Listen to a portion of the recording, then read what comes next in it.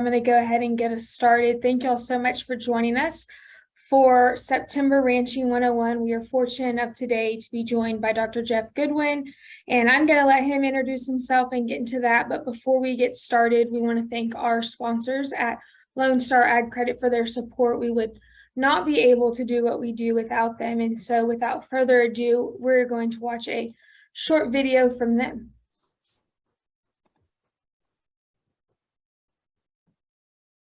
My name's Tony Ballinger, and me and my family own and operate Crossfeed Cattle Company.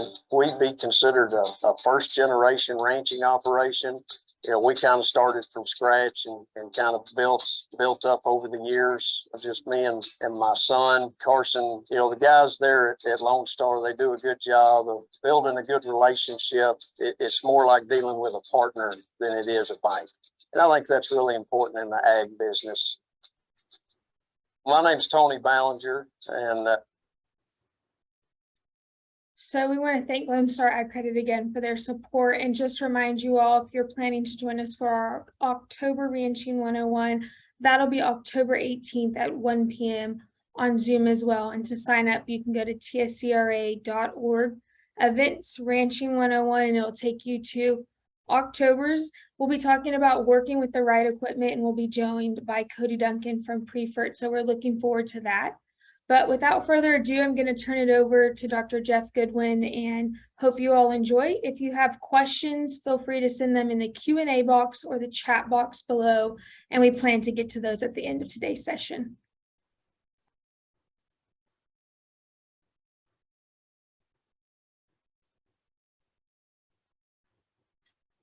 Good morning, everyone. My name is Jeff Goodwin. I'm a program director with the Texas Natural Resources Institute, and my job is to direct the Center for Grazing Lands and Ranch Management here at Texas A&M. Was asked to really kind of circle up a talk around balancing wildlife at a beef cattle operation. And interestingly, as we think about the state of Texas, it's certainly first and foremost on our minds of looking for opportunities to vertically integrate different enterprises to help bolster our sort of base enterprise, which is first and foremost our cattle operations. And so kind of to circle around some of the thoughts for today is anytime that you evaluate an enterprise for your ranch, there's a few sort of key things to think about. And we'll talk about a few of those today, but certainly you need to have an identified demand, right? So anytime we're thinking about these opportunities, we're thinking about a supply and demand situation.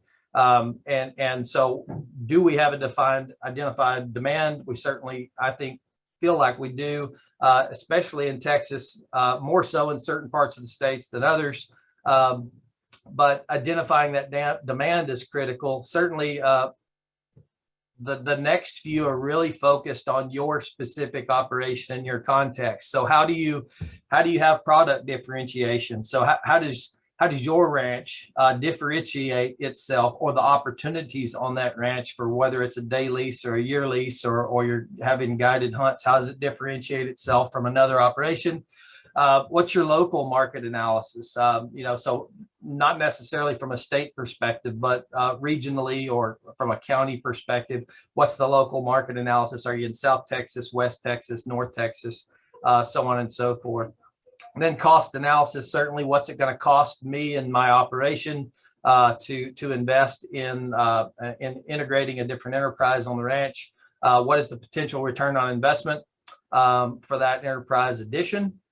And then what are the impacts to my management? If we want to do something different or just augment something that we're already doing, how is it going to impact our management? And so we can't talk about all these topics today. We'll touch on them briefly, but I want to talk about two of them. And we'll talk about that identified demand and those management implications to your operation in terms of managing for wildlife habitat. So as we look at the beef industry in Texas, there's certainly no doubt that we're leaders in the industry. Top 10 in U.S. beef production, cattle out of the top 10 states, almost double the number 2 state in terms of from Kansas. So beef is king in our state. We all know that. As we look at cattle and calves cash receipts, we understand that it's a big business here, $65 billion industry in the country. And it's certainly, again, the basis for our operations. However, so as we step back, we look at opportunities. And so why we have to ask that question of why are we interested in other enterprises, right? So maybe it's a declining cattle inventory in the state. We're starting to see operations that move cattle off the ranch and just want to focus on wildlife. We certainly have operations that haven't reinvested in that wildlife enterprise to date. Others are doing a great job of both. But so what are those reasons for looking at enterprises? Maybe it's drought conditions that are driving us to look for other additional opportunities. Most of us around the state have seen some reprieve over the last month or so. Others are still reeling from the conditions that we've been faced with over the past almost 12 to 16 months in certain parts of the state. Maybe it's the overall annual cost to carry a cow. I mean, we see our margins becoming thinner and thinner. Input costs are increasing across the board, and our ability to carry cows just costs more every day. So maybe it's just a focus on that profit margin that we want to really emphasize some opportunity to lessen the risk to the overall ranching business and really look for opportunities to augment that. Maybe we want opportunities to bring our family members back to the ranch. Maybe we're looking at a generational transfer of the operation over the next 5 to 10 years, and we want to have some opportunity to bring our kids back. There's a number of different reasons that we want to look at other interests, other enterprises. But the question today is, can we integrate a wildlife business within a beef cattle industry or enterprise? I think we certainly can, and we'll talk about some opportunities to do that. So let's identify the demand. One of the things that I want to point out today is some reporting that was done by the National Fish Hunting and Wildlife Associated Recreation report put out by the U.S. Fish and Wildlife. Now, this report was from 2016, and they're currently, I think it's about a 5 or 6 year update. So they're currently working on the newest rendition of a 2022 report. But these data are accurate. They're still, you'll be able to see trends here. So is it a viable economic option? Well, let's define some demand options. So as we look at total related recreation, about 103 million participants participated in hunting and wildlife related regulation across the country. Expenditures of over almost $157 billion. So we're talking about a very serious industry here. We're talking about total participants in terms of anglers spending about $365 million, total sports persons. But what I want to point out to you is that hunting and fishing make up a large proportion of it, but let's not sleep on the wildlife, quote unquote, wildlife watchers. So ecotourism is also a large part of the wildlife industry, and it makes up a significant portion of the total wildlife expenditures across the country. As we drill down and really just look at the hunting enterprises, where we begin to look at sort of the makeup of the hunters. What are those hunters hunting for in terms of numbers and individual species? Big game species, of course, whether it's pronghorn, mule deer, white-tailed deer, they're going to make up the vast majority of most hunting trips. Small game and migratory birds being second and third, but big game in Texas is the name of the game. But it's not all just spent on that. I mean, a lot of funding is spent on equipment. It's spent on trip related items, and that $6.2 billion that's spent on trip related expenditures from hunting. Most of that's spent in the either on the way or in the destination location. So that destination location is your local community. So not only will an enterprise potentially benefit your ranch and your bottom line, but it could also vastly impact collectively local and rural economies. Where are they hunting? So as we begin to look at the percent of all hunting in the state of residence and in other states, 84% of those respondents hunt in their state only. And so as we look at that, that's an important perspective. If you think most of our hunters are going out of state, their data suggests that the vast majority are hunting in state. Of those people that hunt on public and private lands, about 7.3 million of those, or 64%, hunt in private on private only. So what that data suggests is that your ranch, your opportunities are fairly significant, and particularly in your home state. And so in a state like Texas, where we're getting 1,000 new residents every day, the increased opportunity for increased hunting opportunities and folks interested in hunting in the state are definitely going to be increasing. So from a wildlife watching perspective, and this is that sort of ecotourism piece, again, almost $76 billion industry, 55 billion spent on equipment, some of that on cameras and things of that nature, because a lot of this is photo taking and observation, but a tremendous amount of opportunity around wildlife watching and these sort of non-destructive wildlife experiences.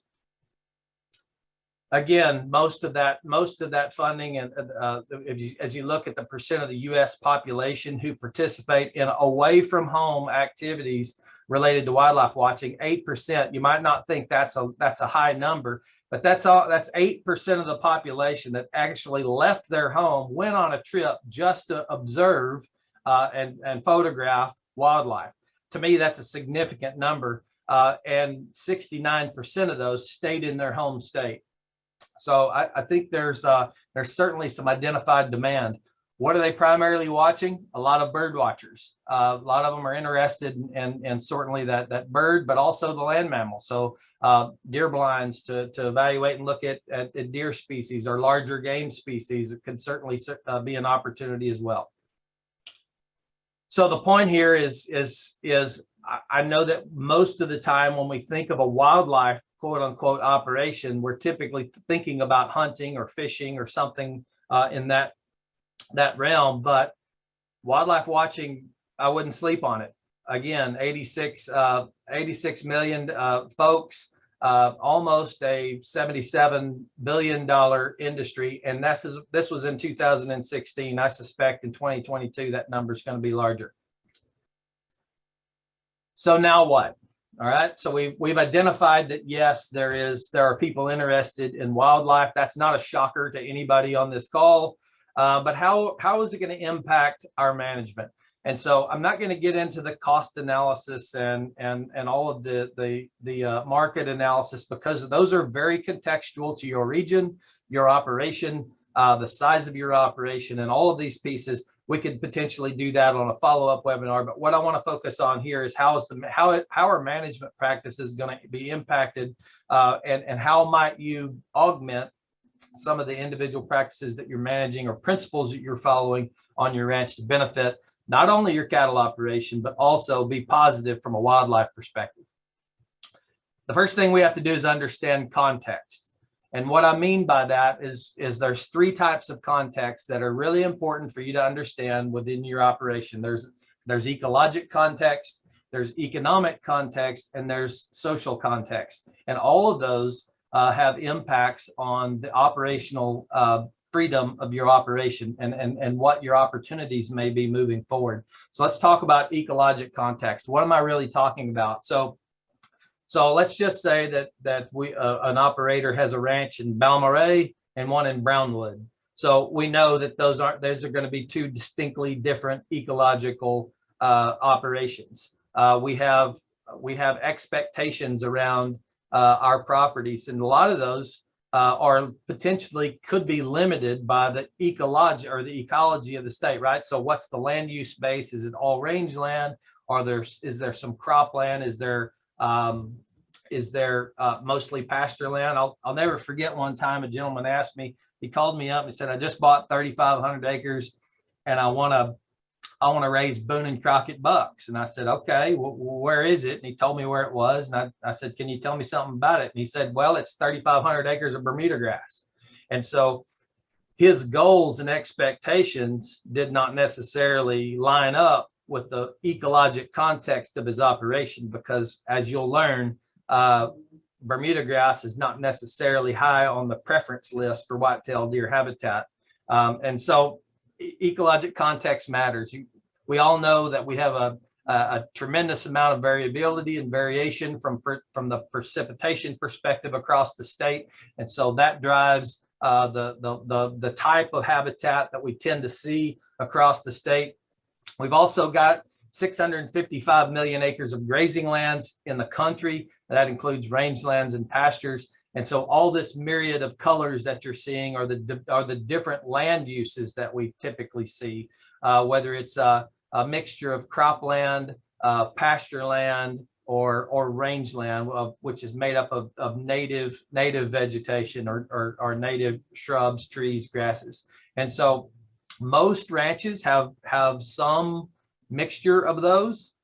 Certainly the further west you go, the more rangeland you're going to have, and vice versa as you move around the state. But most ranches have some level of various land uses. And that's a positive thing. As you'll see, the managing for diversity is a positive thing if you want to increase your opportunities for wildlife. From an economic context, again, you have to look within the operation. Is this enterprise going to cost me some short-term financial constraints?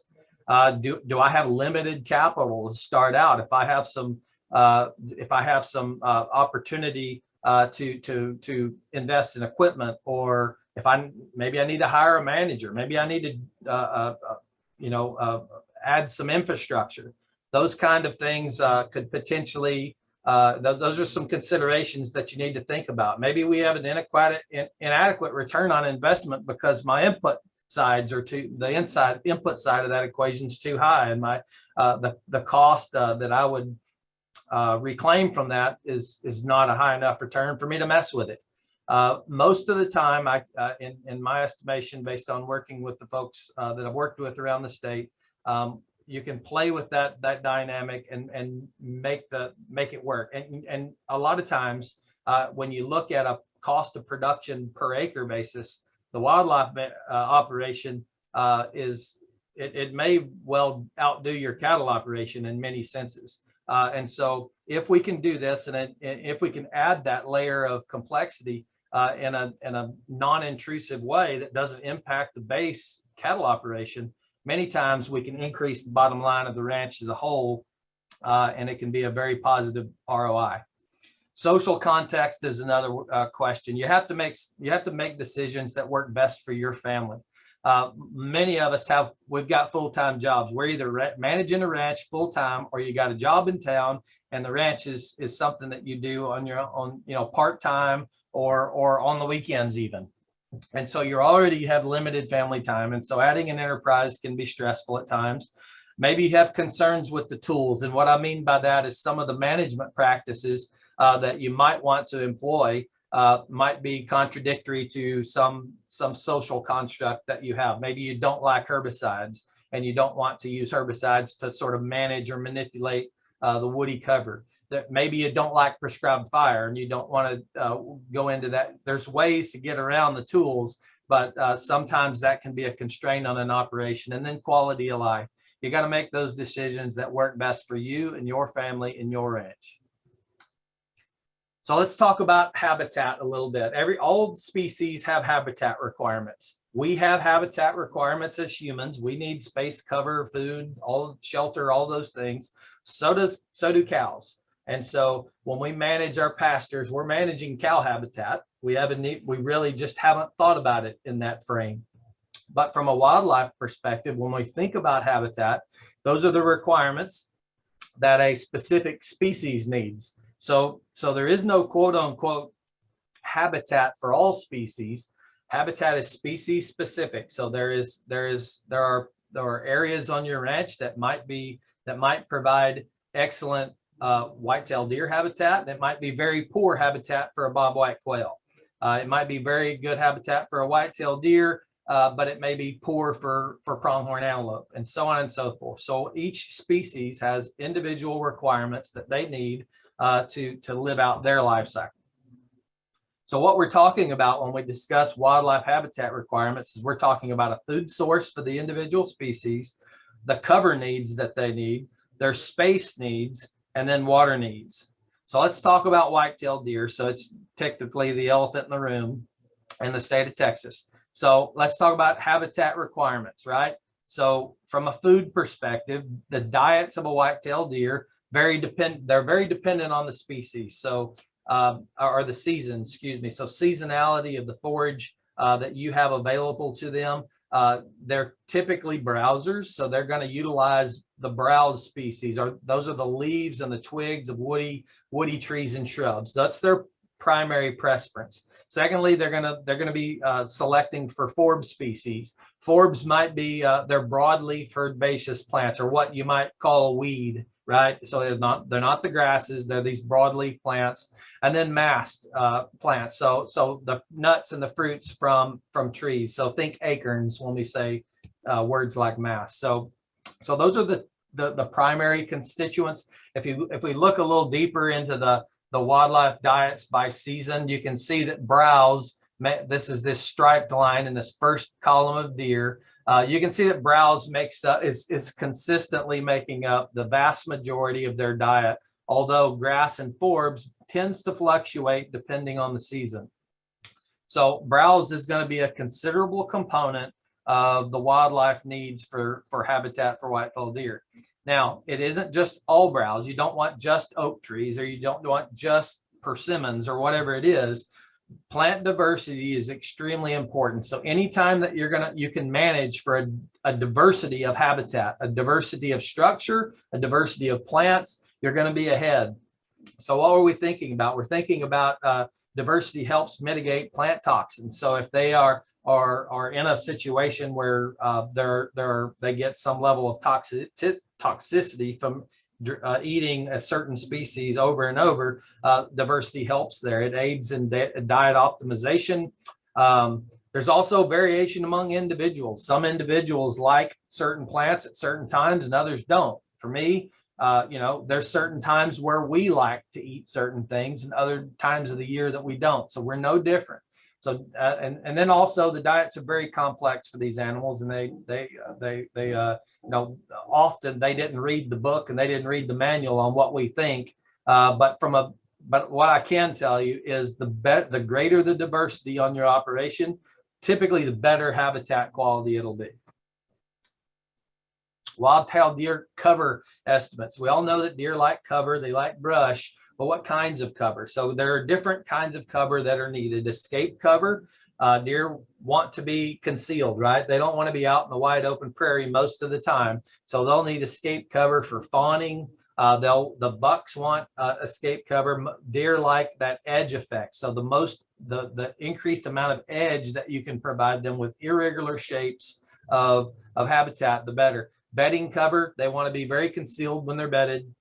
And then cover is also extremely important from a thermal perspective, whether that's shade in the summertime or if it's a windbreak in the winter. So thermal cover, bedding cover, and escape cover, all of those cover requirements are important.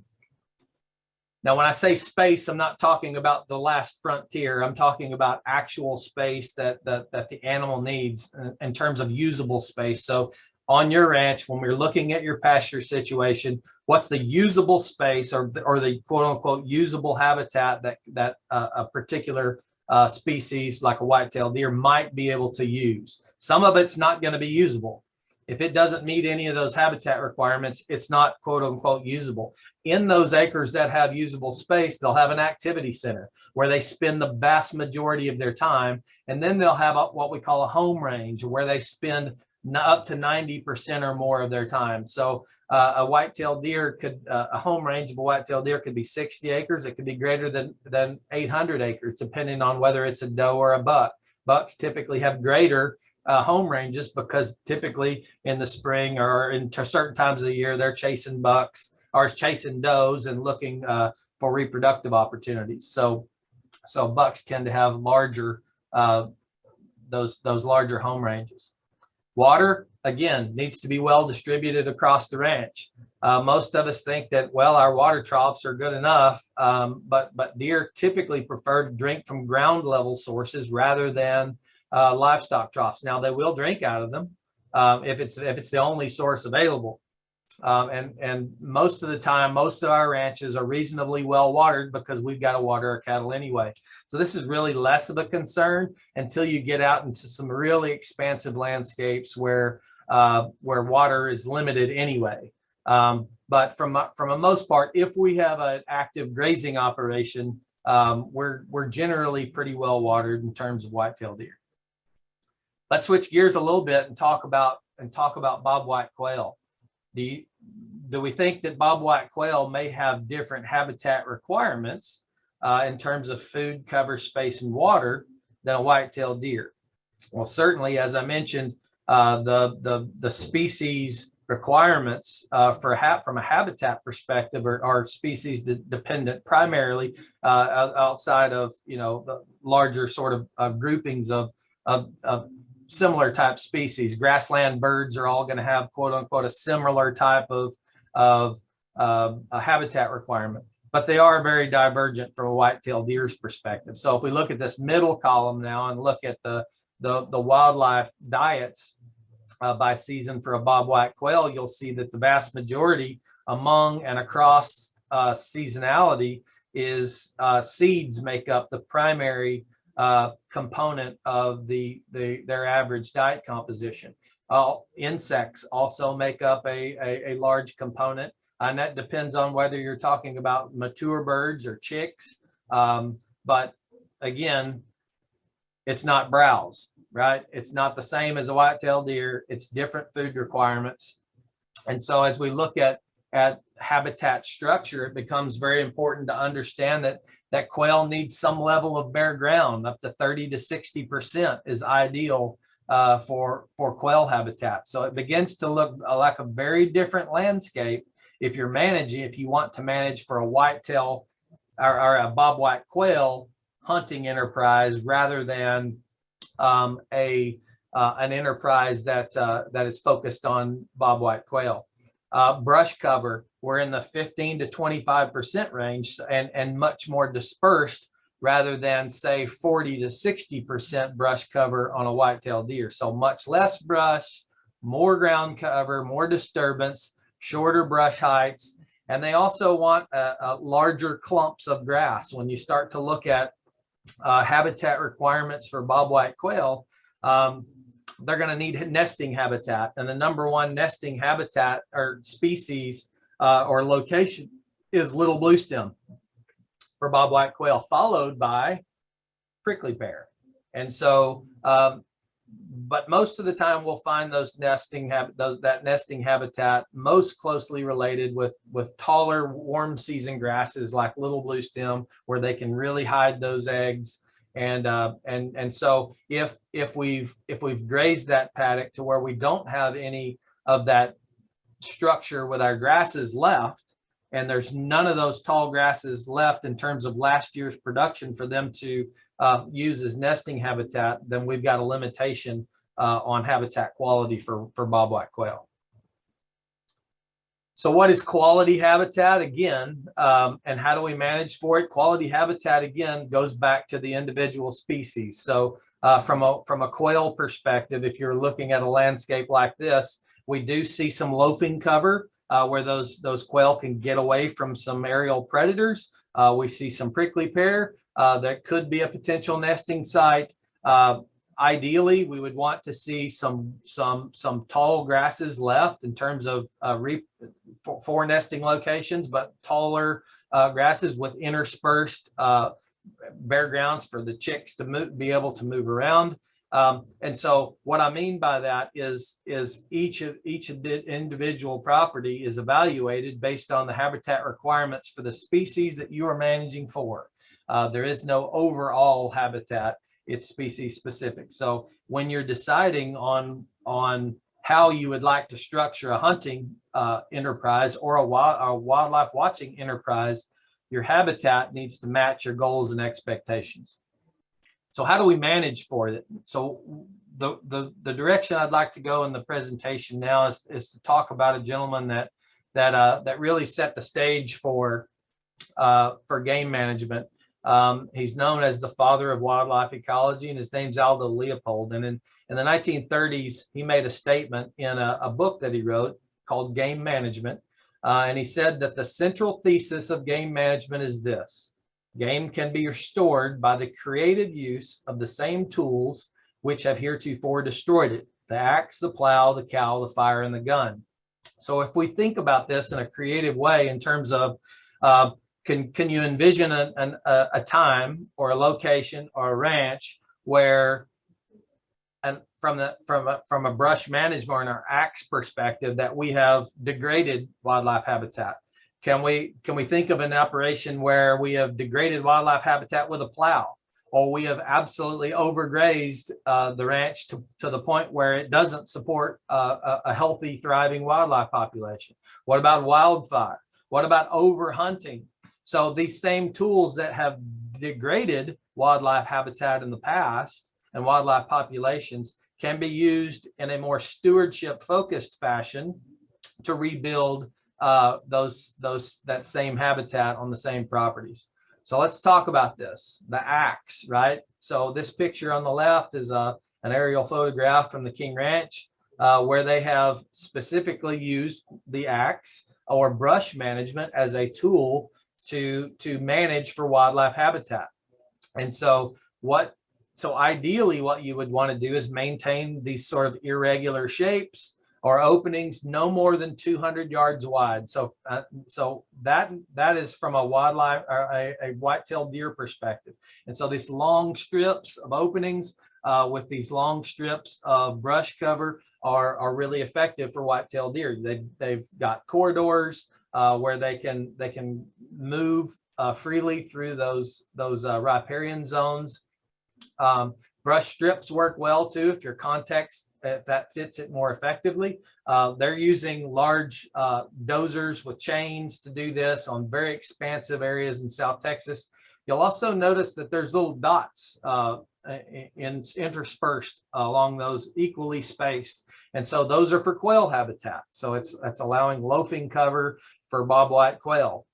And so this is an approach that the King Ranch has taken to manage for both bobwhite quail and white-tailed deer, as well as cattle. So all of those interspaces are growing grass to support their livestock enterprise.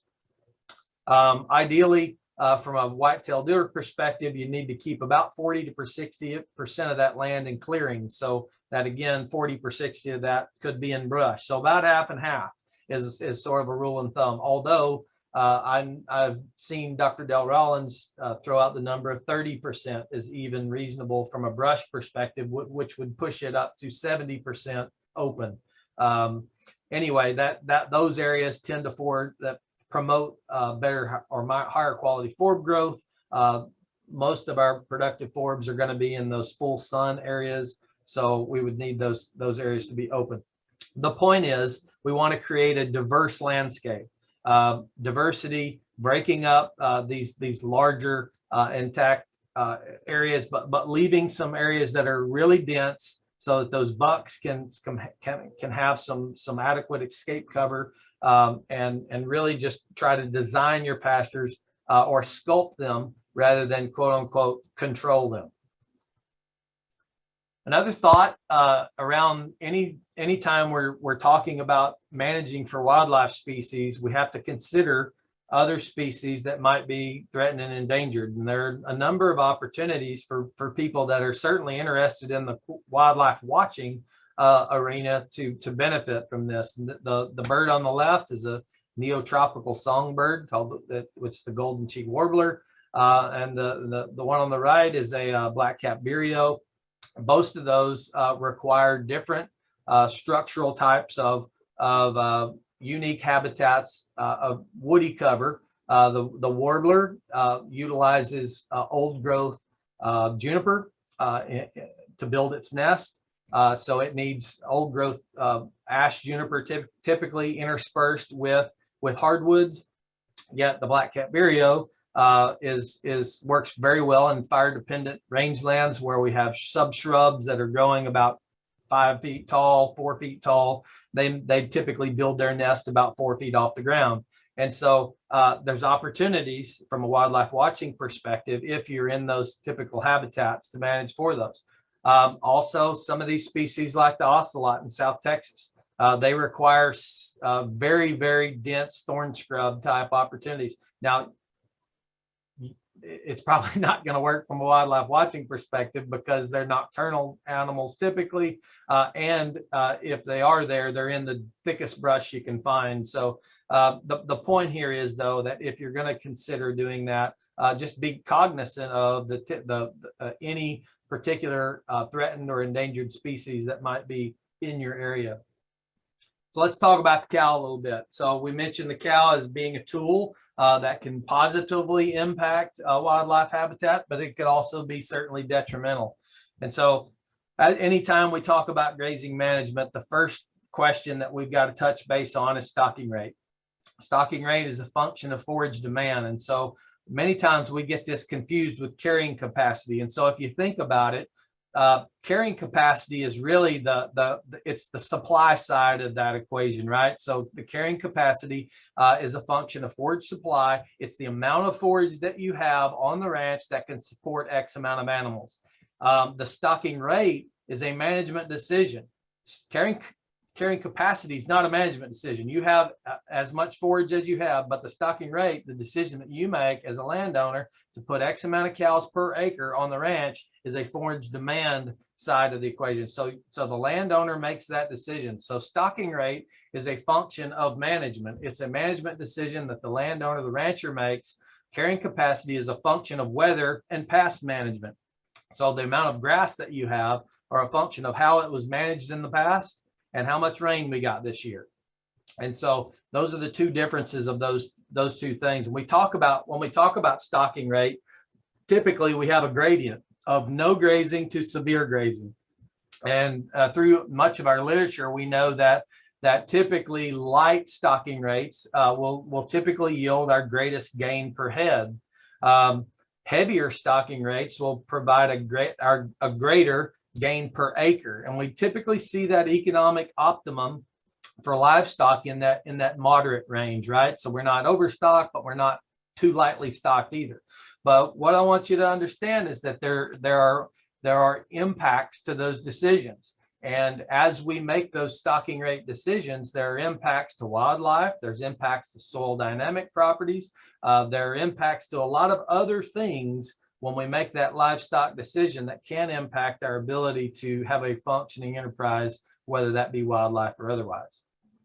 So what I typically work on is, there's been talk about strategies around grazing systems, and this system's better than that one. And what I'll recommend is that you do is just focus on a strategy. Don't get hung up on what the grazing system is. Focus on a strategy, and I'll tell you that 4 things will help you be a better grazing manager that will benefit wildlife operations. Number 1 is try to leave some residual cover. I'm not going to tell you how much cover to relieve because it depends on where you are, what kind of grass you have, and all those things. We can talk about that offline, but just try to leave some residual cover. Try to change up your pattern. Don't graze the same pasture in the same way, in the same time of the year, over and over and over. Try to mix it up and graze this pasture. If you've got a pasture that you quote unquote calve in, try to mix that around and try not to calve in the same pasture every year at the same time of year. I know that we try to do that as close to the pens as possible, but try to mix up your pattern. Try to use the entire pasture. Most of you, if you go out in your pasture, you'll be able to see that we've got higher degrees of use closer to water. And on the other side of the pasture, we may have plants that haven't been grazed in 2 years. And so that may be a water distribution problem that is impacting your ability to distribute the grazing across the ranch. And so try to utilize tools that can, maybe you need to move salt and mineral, maybe you need to, if you're going to do some supplemental feeding in the winter, move that around so that you get better distribution of your grazing. And then this last one's not a try. provide some rest. Most of these plants are highly dependent upon recovery period. And if they continually get grazed and every time they try to come back, they're bitten off again, ultimately, a lot of these warm season grasses that you're going to want to count on from a wildlife perspective, whether it's spawning cover or nesting cover, they won't be there. You'll be left with midgrass and early cereal species. Ultimately, when we talk about grazing management, it's about balancing our recovery periods. It's really about focusing on 4 things. You're ultimately managing the timing, the intensity, the frequency, and the duration. Ultimately, that's what we're managing from a grazing management perspective. And it doesn't matter if you're on a cover crop field or in rangeland, whatever the strategy is that you have adopted for your ranch, it's about managing those 4 core things. And if you can develop a strategy that works for you and your operation and allows you to do those 4 key functions that I mentioned in the previous slide, you're going to be better off from a grazing management perspective. Let's talk about the plow briefly. And so what do we mean by the plow? We talk about managing the soils. Managing the soil is the foundation of every terrestrial agricultural enterprise that we have on the planet. And so as we start to begin to manage the soil, then we begin to benefit the 4 ecosystem processes that help us move our processes forward. So we're talking about energy flow. Are we capturing enough energy from the sunlight to make a functional landscape, whether it's rangeland or pasture? Are we managing these soils through our grazing management that impacts the nutrient cycling, plant community dynamics, impacts the water cycle? All of these cycles are all happening at the same time. And if our management is focused on repairing those compromised systems, whether maybe we have a broken water cycle or a broken nutrient cycle, and we can use these practices to repair these systems rather than focus on what I perceive as the problem. If I see weeds as a problem, I'm going to find weeds to spray. If we look at weeds as forbs and as a different part of the system and change our mindset on how we see our ranch, ultimately it can provide positive returns. Ultimately, from a soils perspective, I would tell you almost invariably on all of these, focus on long-term diversity. It doesn't mean that we can't address short-term problems. If you've got an issue with a particular weed that's suppressing forage growth at an excessive amount, then treat it. There's nothing wrong with that. But ultimately, we want to manage for these more diverse landscapes if you're interested in building a wildlife enterprise. At the end of the day, I'm not going to go into each of these soil health principles, but these are the primary ones that we want to focus on if we want to build this natural capital in our soil resource. Minimize disturbance as much as possible, increase diversity. At the end of the day, keep it covered. Keep the soil covered. If it's moving, washing, or blowing, we're not increasing the health of the soil. That's about as plain as I can make it there. Let's talk, as we wrap this up, about the match. Largely, we're talking here about the difference between wildfire and prescribed fire. I think we all recognize that wildfire is a bad thing. We don't necessarily want it. We want to be able to mitigate that. But we recognize that fire has been around since the creation of the earth. And people have been on our landscape for a long time, managing fire well before we got here. Native Americans have been documented of using fire on this landscape that we all live on for 70 different reasons. And so fire has been a part of the management of this landscape for a long time. When we came here, we did impact the landscape. We began to stomp it out and stop fire from being utilized on the land. And so did that have an impact on wildlife? Certainly it did.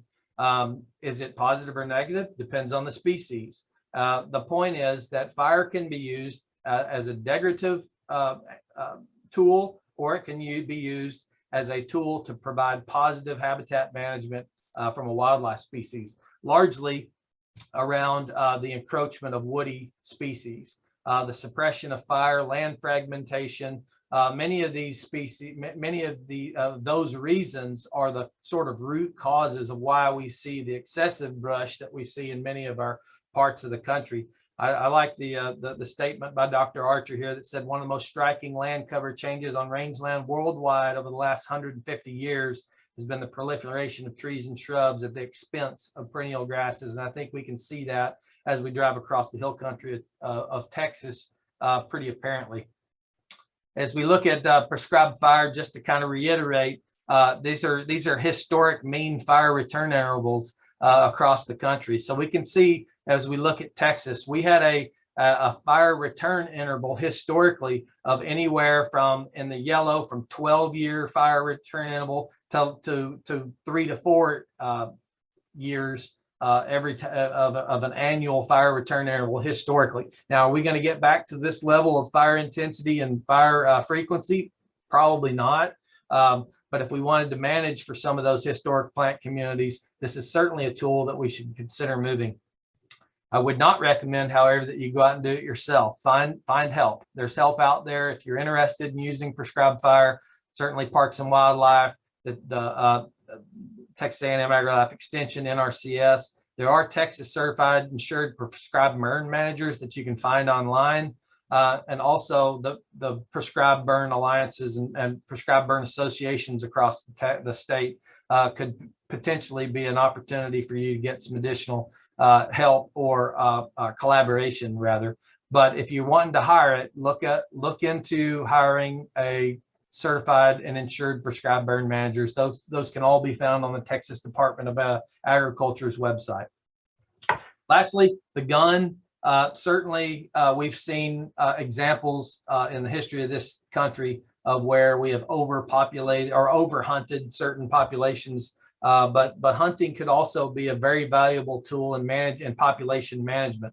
Whether we need to reduce the impacts of a specific predator in a situation, or working through Texas Parks and Wildlife and their managed deer programs, where we're managing species abundance and sex ratios in terms of doe and buck numbers. And so hunting is certainly one of the opportunities and the tools that will help us get further along the road. So can we integrate a wildlife enterprise in a beef cattle operation? I think the absolute answer is yes to that in Texas. And I think the key here is more of the trend is to move cattle off the land and just focus on wildlife.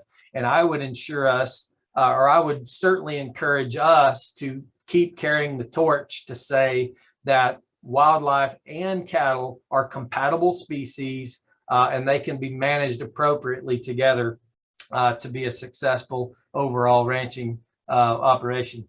I want to leave this opportunity here. If you haven't, if you're considering a lease agreement if you're considering leasing your operation, there is a checklist that was put out by Dr. Tiffany Dowell-Lashmet. She's with Texas AgriLife Extension, and she talks about those key things that needs to be in your hunting lease, whether we're talking about a defined payment method, specific restrictions, what are the lessee's rights, what are your rights on the land, and a whole lot more. The link is here to this PDF. I would encourage you to look at that before you were to engage in any lease agreement. And I'd also encourage you to visit with your attorney and have that lease agreement drawn up by a professional. Lastly, for more resources, if you're really interested in developing an enterprise, I would encourage you to reach out to any of our Texas A&M range and wildlife specialists. The link is here. Also, Texas Parks and Wildlife has technical guidance biologists scattered across the state that work directly with landowners on wildlife habitat management plans, as well as the USDA Natural Resources Conservation Service. So I would reach out to any of those three resources if you're interested in moving forward. With that, I think I will stop sharing and maybe answer any questions.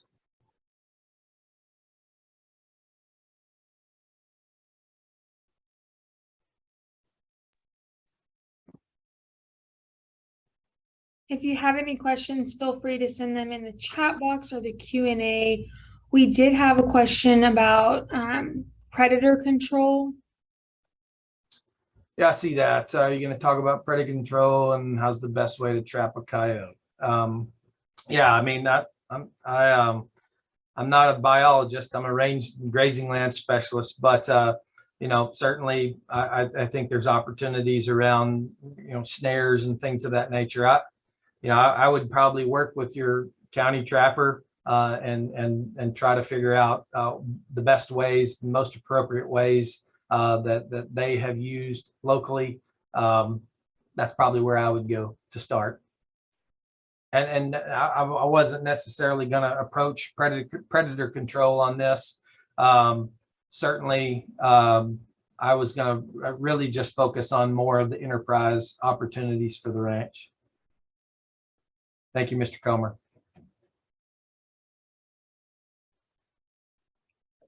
We'll give it a minute and see if there's any last minute questions, but if you do think of questions later on, feel free to email us at education@tscra.org and we can get you connected. We'll send you the recording of this. In 2 days, you'll get an email from Zoom with the recording, and I'll work on getting the slide deck, and I'll get those to those of you who asked for it. I'll get that to you. Feel free to contact me as well. My email is on the chat, and I'm happy to share the slides if anyone wants them. Just send me an email. Well, it doesn't look like we have any more questions, so we'll go ahead and wrap up. Thank you so much for joining us and for your time. This was very informative, and I know people really enjoyed it.